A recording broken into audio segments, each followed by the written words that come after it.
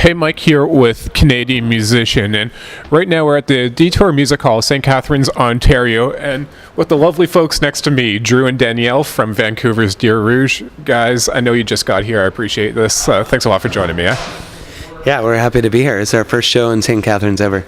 Nice, and well, the upcoming 2015, close to the new year, it's going to be a big year for you guys because you have the new album coming out. It's called Black to Gold. Well, you guys kickstarted it in a big way with the massive hit song I Heard I Had. Second single from the album, Best Local Lady, is now out as well.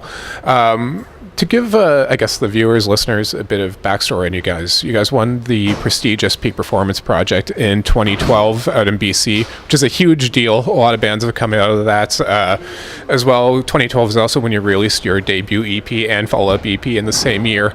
But now, as far as recorded stuff goes, there's been a bit of a gap. So in the meantime, what have you guys been up to between those two EPs, that big year in 2012 and now the new album in 2015? Essentially, what has been the process as far as making this album? Well, right now, like being a musician and a lot of the bands that we talk to, and for us, that gap was just us being on our toes. We won the Peak Performance Project and we put those EPs out, but we rushed them. We're proud of it, and it represents, in 2012, that's where we were at. But as soon as after that, we wanted to make sure that we were gonna release a debut album that we're proud of. And the cool thing is that we released I Heard I Had, which became a monster on Canadian radio, and that kind of changed everything for us. And so we, rather than just, we thought about releasing the album because it was finished during that time, but we're like, well, let's just hold up and let's make sure our debut's well. So we released another single, Best Look Lately, and now 2015 is going to be our full year of releasing the album. So that's kind of what we've been doing. In between that, just loads and loads of shows. The album's going to be coming out on Universal Music Canada. Were you guys on Universal when you were recording the album, or did that come about because they heard the album? What was that process?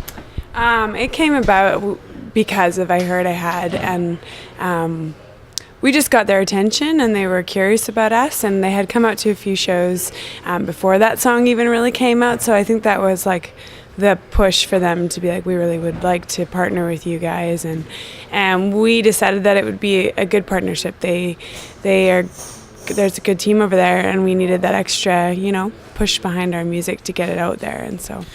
And also for us, like referring to your question, is that we're extremely proud of our album because we did it, independently. We wrote the songs, and we kind of thought when they took over they would maybe want to redo stuff or revamp stuff, but we're just releasing what we sent to them. So it's pretty cool. Our debut album is very much sincere from Danielle and I and the guys who help us out back in Vancouver.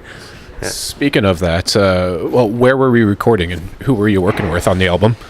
Yeah, we worked with a bunch of different producers, just to try and develop our craft and grow our band and our, make our sound a little bit deeper. We knew it was there, and we knew we needed to try some stuff. But essentially, we brought everything back to be mixed and worked on at a little boutique studio called Echo Plant Sound in Vancouver. And we had a relationship with him through previous music projects, and his name's Ryan Worsley, and him and I and Danielle worked on the album all together. I believe Gavin Brown as well was also involved in some way. What was his role? Was he helping out? Essentially, yeah, what was Gavin Brown's role? Because he is a big name in Canadian production right now. We were sitting with some friends, and and one of them was really into the music scene, and he said, I think you guys need to take a big swing, and you need to try a big producer, and Gavin Brown's name came up.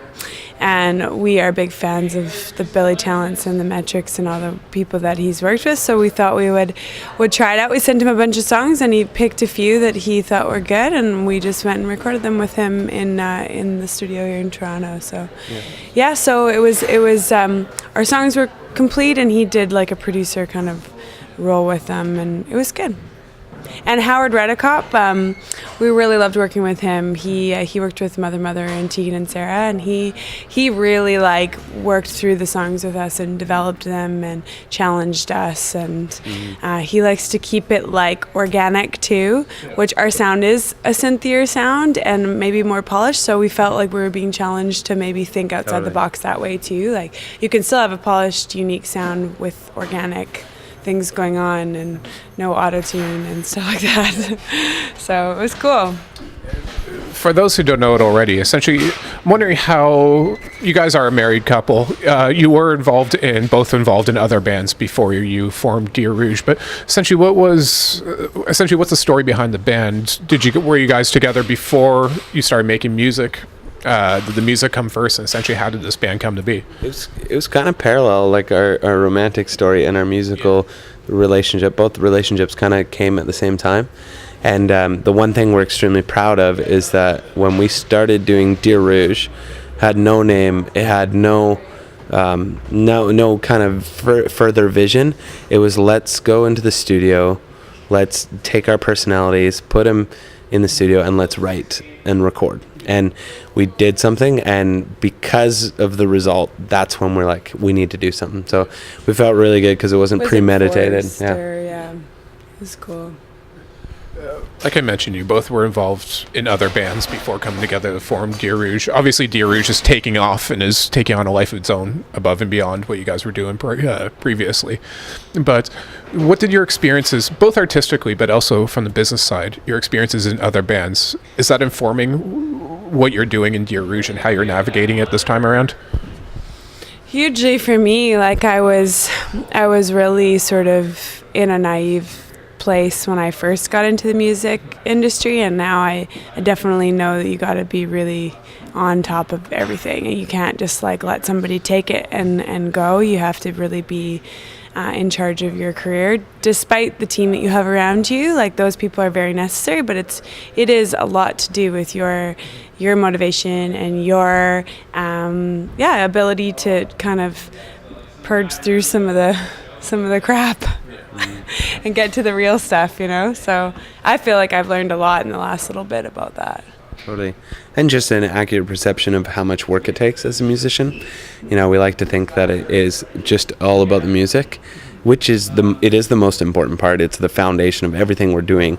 But it is a career, and it becomes work. And we know lots of amazing musicians who nobody listens to because they just don't think about the business, which is very sad. But you do have to think about it. Yeah. So I believe the Peak Performance Project, on top of obviously the money you won, which is a big boost and a big help to anyone. There is, I believe, like the Peak Performance Boot Camp, and there's an educational component to the program as well. In that regard, what did you guys take out of it? Is that helping you at this point in your career, or was, I guess, it would have helped more 2 years ago getting started? But what did you take out of it in that regard? It was huge. It was that was kind of parallel with the cash, is that there was so much information at that boot camp where we were overwhelmed, and almost like we took a really, really intense crash course on the music industry, and we kind of used that as our guide to refer back to. Mm-hmm. And also the Peak Boot Camp, they do the sections on radio and publicity and touring, and they do all these different booking agents, but they have actual people from the industry there talking to you. So mixed with all the great information, we had a contact to reach out to. So, hey, when we're booking a show, is this normal? How do we get a booking agent? When a manager comes along, how do we deal with it? And it was really informative. Well, that's a big reason at the magazine we're a big fan of that particular the Peak Performance Project, that particular program, because we find there's almost as much to learn on the business side, or almost more to learn on the business side once you get a band going than there is musically. If you're musicians, generally people figure that part out before you get the business part going. But anyway, what I'm interested in is the dynamic. You guys were not the married dynamic, but the artistic dynamic, where you guys were in, I guess, traditional size bands or whatever before. Does the artistic direction change when it's just a duo working together versus when you have a 3, 4, 5 person band? Yeah, actually, that's the first time someone's asked us that question, being from a band to a duo. I think being a duo, we still have the tension and the diversity, and we both care about the music so much that it's really, it's challenging for us because we both hold it so carefully, and we both have opinions. But because we're a duo, the fact that there's two final opinions there helps us maybe move a little bit quicker. Whereas if we had a 5-piece band and there was all these people that you had to get a consensus with for a decision, it's challenging. Like, it is really, really challenging.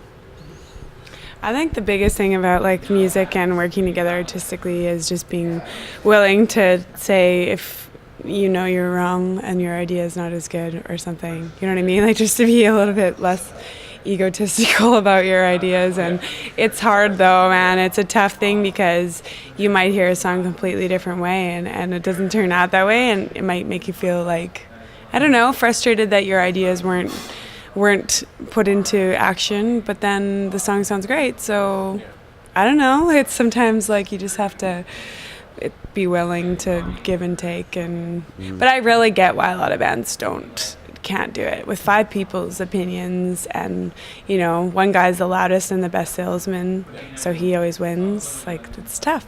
You have to really learn how to listen, I think, more than speak. But artistically, we're really learning. Did you notice she said he's the best salesman? He took business in university, so it's tough to beat a businessman, you know what I mean? No. Although I am a lady, so I've got my lady charms. That's bad.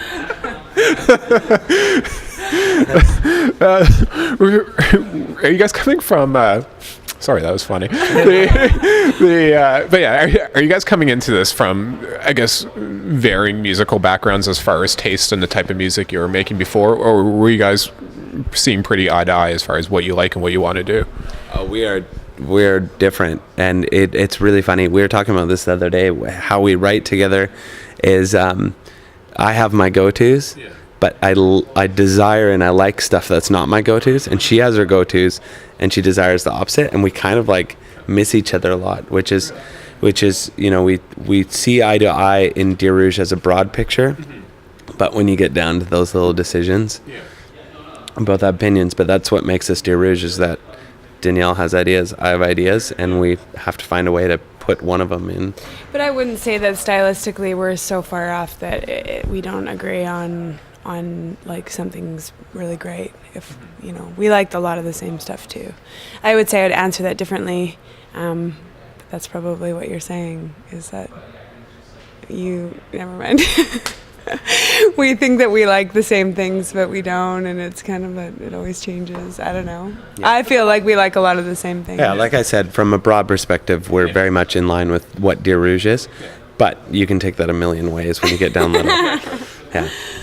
Kind of along those lines, how does the upcoming LP, we've heard the 2 lead-off singles from it, and everybody's heard I Heard I Had, but like the album as a whole, how does it compare to those 2 EPs that were released in 2012?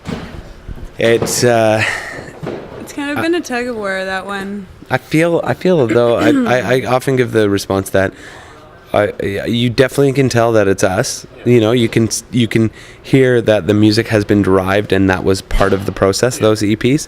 But I think what people are going to see is that it's a little bit more focused, and it's deeper too. Like I think we get to some deeper places on the album because we have more songs to play. And we've, those were our first 2 EPs as Dear Rouge, and it was through that contest, kind of rushed on a budget.